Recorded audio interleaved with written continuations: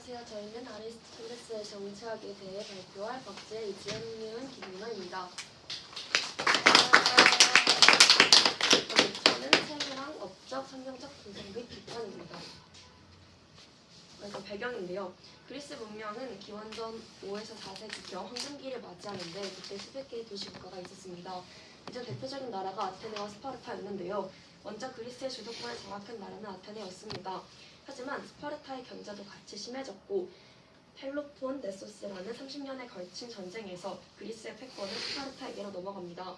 두 나라가 전쟁에 연연하는 동안 꾸준하게 힘을 기른 테베가 스파르타를 꺾고 그리스의 패권을 차지합니다. 하지만 10년도 되지 않아 아테네 스파르타 연합군의 공격을 받아 페테는 패배하고 맙니다. 새 도시국가의 대립으로 그리스는 권력의 공백 상태에 빠지고 이때 마케도니아의 필리포스 2세가 패권을 차지하게 됩니다. 그의 아들 알렉산드로가 죽은 뒤 그리스 제국은 로마의 정복으로 종말에 맞고 그리스 문명도 로마에 휩쓸리고 맙니다. 아리스토텔레스가 활동한 그리스가 이런 배경이었습니다. 아리스토텔레스는 고대 그리스의 철학자인데요. 물리학, 형이상학, 생물학, 도덕 등 다양한 주제로 책을 저술하였습니다. 첫 번째로 생애인데요. 아리스토텔레스는 기원전 384년 그리스의 식민지 스타기라의 조그만 마을에서 태어났습니다. 그의 아버지는 왕이었던 아미타스 3세의 주치의였습니다. 그 덕에 아리스토텔레스는 어린 시절을 마케도니아의 궁전에서 풍족하게 보냈던 것으로 보입니다. 그러다 어렸을 때 아버지가 돌아가셨고 친척인 프록세노스라는 사람이 후견인이 되어 그를 보살폈습니다. 처음에는 트라키아에서 학교를 다녔는데요. 만족시켜줄 만한 학교가 없어서 아테네로 유학을 떠나기로 결심합니다. 그곳에서 플라톤이 세운 아카데미아에서 20년 동안 공부했고 플라톤이 죽고 후계자를 두고 갈등을 벌이다가 조카인 스페루시포스가 맡아서 이끌어가게 되었습니다. 그래서 아리스토텔레스가 아테네를 떠났습니다.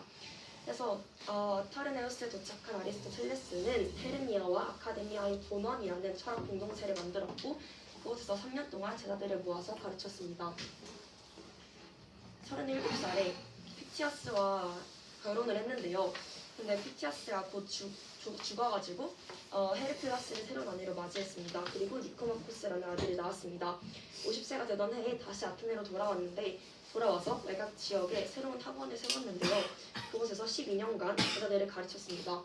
그러다가 아테네에서 누명을 받고 도망을 쳐서 322년 63세에 위장병으로 생애를 마치게 됩니다.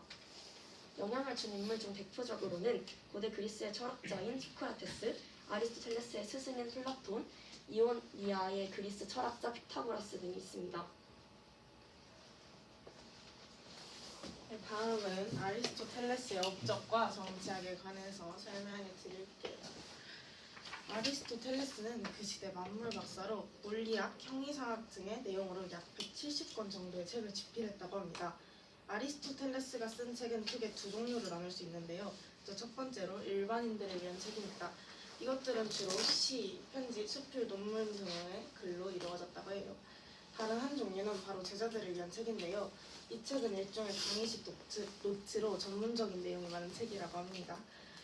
이 제자들을 위한 강의식 노트를 읽은 영국의 토머스 그레이는 도서에 대해 많은 건초를 먹는 것 같다라고 표현하기도 했습니다.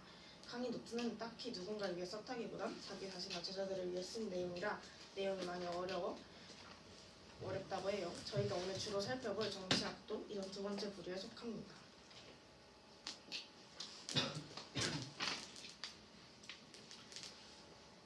기원전 343년 아리스토텔레스는 마케도니아의 왕이었던 필리포스 2세의 초청을 받아 12세의 알렉산드로스의 가중대사가 되게 됩니다. 왕위에 올라야 했던 알렉산드로스를 위해 아리스토텔레스는 정치학과 여러 분야를 열심히 공부했고 궁금한 점이나 연구하고 싶은 분야가 생기면 먼저 그 문제를 고민했던 사람이 있는지 찾고 그 문제에 대한 선각자들의 생각을 묻거나 기록을 분석하고 정리해 이를 바탕으로 자신의 생각을 정리했습니다. 이러한 방법을 역사적 방법론이라고 합니다. 정치학 역시 이런 역사적 방법론을 토대로 쓴 저작입니다. 전문적이고 어려운 이론이 중심이 되지 않고 실생활에 직접 쓸 수 있는 유용한 지혜를 중심으로 기록되었습니다. 정치학은 한마디로 인간 행동과 공동체 문제를 다룬 책입니다. 바람직한 공동체를 만들고 유지하기 위한 올바른 행동에 대해 말하고 있습니다. 정치학은 총 8편으로 되어 있는데요. 1편은 국가와 가정에 대한 책, 2편은 가장 이상적인 국가, 3, 4편은 시민과 정치 제도의 종류, 5편은 정치적 혁명, 6편은 빈민정치와 과도정치, 7편은 최선의 국가와 8편은 교육에 대한 내용으로 주로 이루어져 있습니다.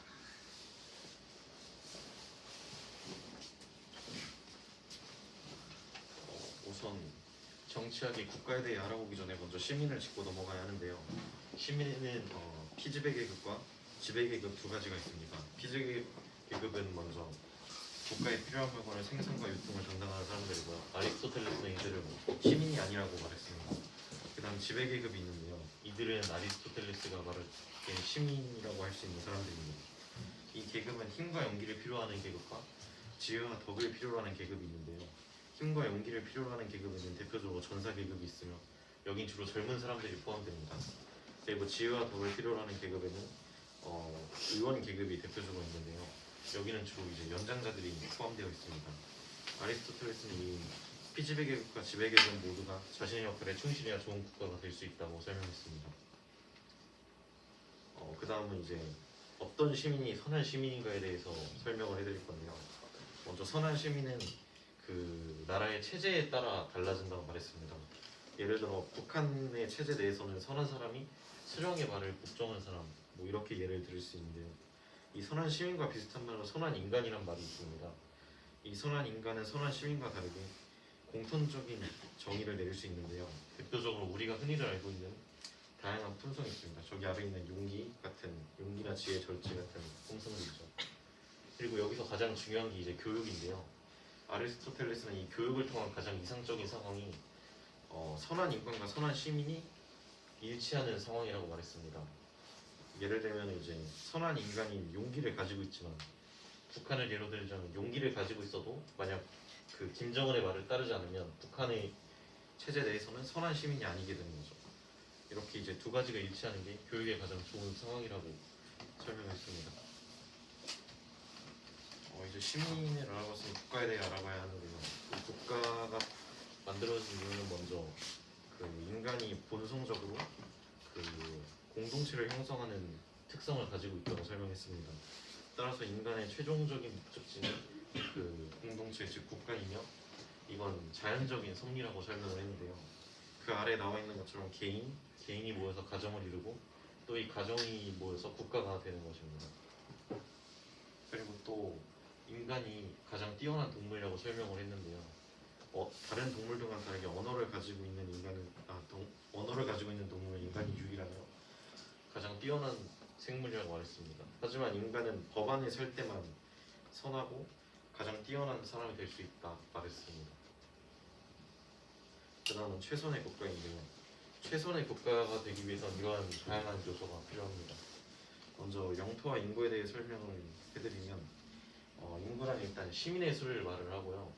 이 인구는 또 너무 적으면은 자급자족을 해서 스스로 문제를 해결할 수 없고 또 너무 많으면 조직적 통제가 되지 않기에 문제를 스스로 해결하고 또 조직적 통제가 되는 인구가 가장 적당한 수라고 말을 했습니다. 그 다음은 이제 음식인데요. 음식은 뭐 사람이 살기 위해서 당연히 필요한 그 물질이고 또 그 다음 생산 기술은 국가가 자급자족을 하기 위해서는 스스로 무언가를 만들어낼 수 있어야 하는 생산 기술이 필요하다고 말했습니다. 그 다음 군대 무기인데요. 아까 처음 시민의 용기와 힘이 필요한 계급이 있었는데 그 젊은 사람들과 그런 전사 계급이 이 군대와 무기에 포함된다고 할 수 있겠습니다. 그 다음 재정 수입은 돈인데요. 한마디로 이 재정 수입은 나라가 돌아가기 위해서 당연히 필요한 필수 요소입니다. 그 다음 종교와 사법 체계가 있는데요. 이 사법 체계는 아까 법 안에 있을 때 인간이 선하고 또 법이 없으면 인간은 그 어떤 동물보다 잔인해진다고 생각했기 때문에 이 사법 체계가 중요하다고 생각했습니다.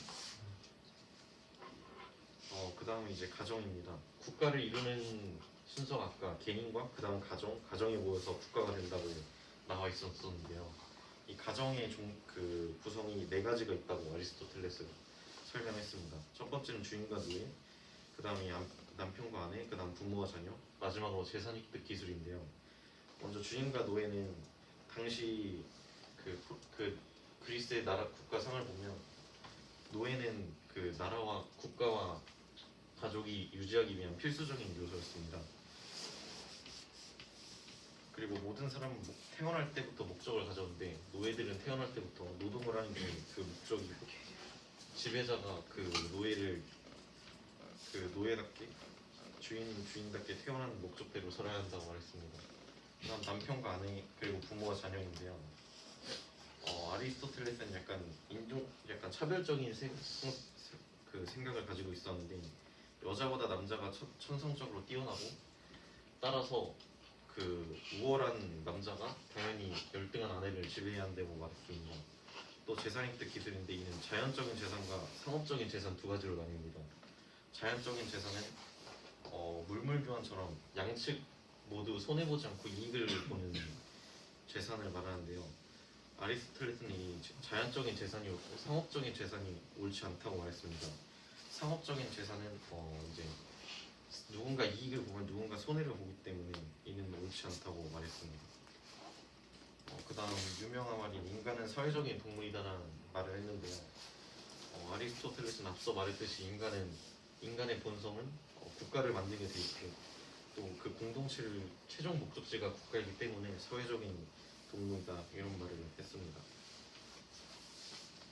아리스토텔레스는 혁명에 대해서도 설명을 했는데요. 혁명에는 두 가지 종류가 있다고 설명했습니다. 정치 구조 자체를 근본적으로 바꾸는 것과 권력의 주도자만 바뀌는 것입니다. 첫 번째인 정치 구조 자체를 근본적으로 바뀌는 것은 체제 자체가 완전히 바뀌는 것을 설명을 하는데요. 이 정치 체제는 지배자의 수와 지배계층의 종류에 따라서 구분된다고 말했습니다. 그 다음 권력의 주도자만 바뀌는 것인데요. 이는 체제는 바뀌지 않고 유지되지만 주도적인 역할인 주체만이 교체된다고 말했습니다. 한마디로 정권 교체라고 설명할 수 있겠습니다. 이러한 혁명이 일어나는 원인에는 사람들의 불평등, 명예심 교만, 공포, 치욕 등 다양한 원인에 의해 발생한다고 말했는데요. 이러한 혁명이 일어나기 가장 좋은 정책이 참주정, 과도정, 빈민정 정책이라 말했습니다. 이 혁명을 방지하기 위해서는 먼저 법을 통해 누군가의 독점적인 권력을 막아야 하고 또 감시제대로 위의 그 관직들의 그 탐욕을 방지해야 하며 최고관직들을 엄격하게 제한해서 나라를 좋게 이끌 수 있는 사람들로 제한해야 한다고 설명했습니다. 그 다음 정치인데요. 그 정치를 할 때는 뛰어난 지배자가 먼저 지배를 한다는 거에 대한 전제를 가지고 이야기를 하는데요. 아리스토텔레스가 생각할 때 가장 올바르다고 생각하는 정치가 군주정, 귀족정, 민주정인데요. 이 정치 체제가 정당하다고 인정받기 위해서는 공익과 정의가 필요하다고 생각을 했습니다. 근데 이 공익과 정의를 지키지 못하면 이 오른쪽에 있는 참주정, 과도정, 빈민정이라는 옳지 못한 정치 체제로 바뀐다고 아리스토텔레스는 생각했습니다. 그 다음인데요. 또 정치를 할 때 신경 써야 할 것은 소유권, 국가, 범죄, 이웃나라 등을 신경 써야 한다고 생각을 했습니다. 일단 사람들은 자신의 재산에 대해서는 관심이 있지만 공동 사유인 재산에 대해서는 그닥 그렇게 큰 관심이 없다고 생각했습니다. 따라서 돈을 벌고 똑같이 배분하는 것은 그 각자가 받는 재산이 줄어들고 사용 평준화를 시키므로 이 소유권을 조심해야 한다고 했고 또 국가는 바람직한 공동체, 자원적 집합제 통합이 아닌 각자의 능력을 최대한 발휘하는 상태여야 한다고 말했습니다. 또 모든 문제는 탐욕에 의해 생긴다고 말했는데요. 이에 따른 범죄 또한 조심해야 한다고 말했습니다. 그리고 재산이 너무 많으면 이웃나라의 침략을 받기 쉽고 또 그렇다고 재산이 너무 적으면 관계가 나라가 돌아가기 힘들기에 중간의 재산을 갖는 게 가장 좋다고 말했습니다. 다음으로는 성경적 분석 및 비판을 하려고 하는데요. 첫 번째로는 아리스토텔레스는 정치학에서 인간은 정치적, 사회적 동물이다 라고 이야기를 했습니다. 즉 인간은 공동체를 떠나서는 살 수 없다라는 뜻인데요. 성경 말씀에서는 이와 같이 우리 많은 사람이 그리스도 안에서 한 몸이 되어 서로 지체가 되었느니라 라고 말씀하고 계십니다. 즉 믿음의 공동체를 하나님께서는 이야기하고 계신 건데요. 사람은 믿음의 공동체로서 함께 살아가야지만 아리스토텔레스는 동물이다라는 언어를 써서 이런 측면에는 창조된 인간과는 다른 인본주의적 측면을 보이는 것에 대해서는 조금 비판할 필요가 있다라고 생각을 했습니다. 또 아리스토텔레스는 각자 가지고 태어난 목적대로 최선을 다하면 서로 조화를 이루어서 바람직한 가정이 되고 국가의 경우도 이와 마찬가지다라고 이야기를 했는데요. 성경에서 너희를 부르사 자신의 아들 예수 그리스도 우리 주와 교제하게 하시는 하나님은 신실하시도다라는 말씀에서 우리의 목적은 예수님과 교제하는 것이고 이에 우리가 최선을 다할 때 하나님과 우리가 조화롭게 살 수 있고 또 세상과 우리의 조화가 이루어진다라고 이야기하고 계십니다. 또 아리스토텔레스의 정치학의 가정의 형태 속에서 이제 남성과 여성의 이제 차별이 있는데 아리스토텔레스는 여자보다 남자가 더 우월하며 가부장적인 모습에 바람직하다고 이야기하고 있고 또 가정의 형태 속에서 주인과 노예의 관계가 있음을 저희가 아까 전에 볼 수 있었는데요. 성경 내에서는 이제 가부장제 및 노예 제도가 조금 성립하지 않습니다. 가부장제에 대한 말씀으로는 이제 사람이 부모를 떠나 그의 아내와 합하여 그 둘이 한 육체가 되지니 이 비밀이 크도다라는 말씀으로 성경에서는 여성과 남성 모두 하나님의 형상으로 동일시하고 있습니다. 또한 종이나 자유인이나 남자나 여자나 다 그리스도 예수 안에서 하나니라 라는 말씀으로 주인과 노예의 관계보다 모두가 다 주님 안에서 하나가 됨을 이야기하고 계십니다. 또 정치학 속 시민은 이제 노예, 어린아이, 여자를 배제한 이제 재산을 소유한 사람들을 이야기하고 있는데요. 성경에서는 모두 동일한 시민이고 모두 다 똑같은 하나님의 권속이라는 점에서 이 시민의 대상의 노예와 어린아이, 여자를 배제하는 것은 옳지 않다라고 생각을 했습니다. 또 정치학 속에서 범죄는 인간의 탐욕에서 발생하는 것인데요. 이러한 탐욕을 교육을 통해서 다스리는 방법을 알아야 한다라고 이야기하고 있는데요. 성경 속에서는 모든 성경은 하나님의 감동으로 된 것으로 교훈과 책망과 바르게 함과 의로 교육하기에 유익하니 라고 말씀하고 계십니다. 이처럼 성경에서도 이런 교육을 통해서 이러한 죄악을 다스리는 것을 다스리고 또 의로 교육하라 라고 말씀하고 계십니다. 또 이제 국가는 자연적으로 생겨나는 것이라고 정치학에서는 이야기하고 있습니다. 인간의 다른 노력으로 만들어지는 게 아니라 인간이 가지고 태어난 본성 때문에 저절로 생겨나는 것이라고 이야기하고 있는데요. 성경에서 우리가 이제 바벨탑 사건을 통해서 볼 수 있듯이 하나님께서는 하나님의 능력으로 민족과 국가를 나누셨습니다. 때문에 정치학에서 이야기하고 있는 이제 국가는 자연적으로 생겨난 것이다는 맞지 않다라고 생각을 하고 있습니다. 마지막으로 아리스토텔레스가 이야기하고 있는 가장 바람직한 정치 체제 조건 중에 하나가 누구나 동의하는 정의로운 법에 의해 통치되는 체계를 이야기하고 있는데요. 성경적인 통치에서도 이제 정치는 법치주의를 따라 통치해야 한다라고 이야기하고 있습니다.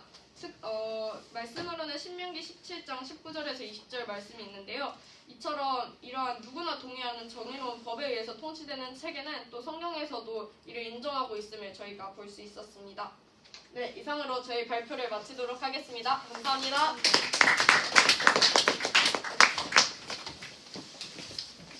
너무 잘했어요.